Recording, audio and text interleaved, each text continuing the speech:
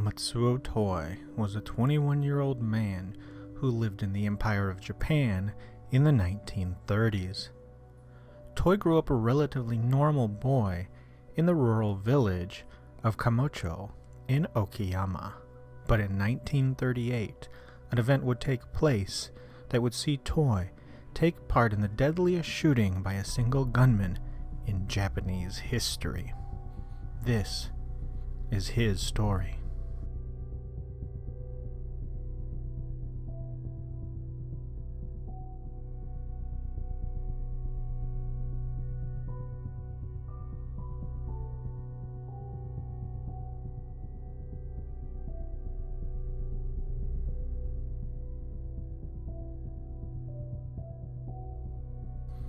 Mutsuo Toi was born in 1917 in Okayama Prefecture, Japan, into a very well-off family.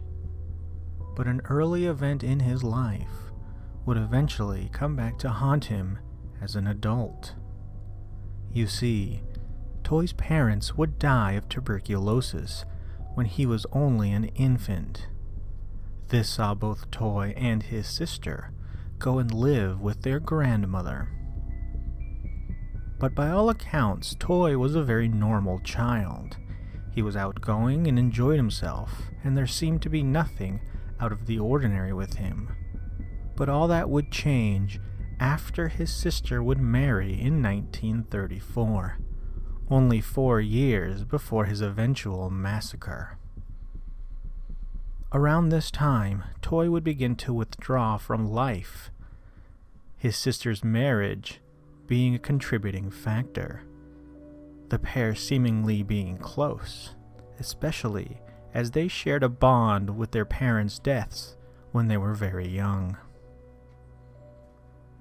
It would seem that also around this time, Toi would end up becoming obsessed with the story of Sada Abe, a prostitute who killed her lover via strangulation, before then severing his genitals. Her story became a national sensation at the time, and possibly influenced Toi's future actions. But Toi would move beyond Abe, and begin trying to take a female partner of his own. He would often partake in yobai, otherwise known as night crawling, a custom in the more rural parts of Japan, where men would creep into the bedrooms of young women in the night, seeking intercourse. But by Toi's own accounts, it would seem that women of his village would reject him, seemingly en masse. This coming about after he was diagnosed with tuberculosis, a disease which at the time had no cure, and took the lives of his parents. This social rejection and the stigma associated with his fatal condition would push Toi to a breaking point, and on the evening of May 20th, 1938, Toi would go on a murder spree that took the lives of 31 people in a single night. This being nearly half of the population of the village. On the evening of the 20th, Toi would cut the electricity line entering the village, plunging the community into darkness. As it was already late, most of the village didn't even realize that the power had been cut. At around 1:30 a.m., the killings would begin. His first victim, his own grandmother, who he killed via decapitation with an axe. He would then affix 2 flashlights to his head, take the same axe, grab a Japanese sword, and load and strap a modified Browning shotgun to him. Toi would then take to the streets and engage once again in yobai in the small village of Kamocho Kurami, which he had plunged into darkness earlier that evening. During the next several hours, Toi would kill 29 of his neighbors, 27 of them dying in their own homes from axe blows, sword punctures, or shotgun blasts. 3 victims would initially survive his attack, but later succumb to their injuries. By dawn, Toi had wiped out almost half of the village population, before eventually shooting himself in the chest with his own shotgun. After the massacre, several suicide notes would later be found in his home, which detailed the social stigmatization of his illness and how the female members of the community grew cold towards him because of it.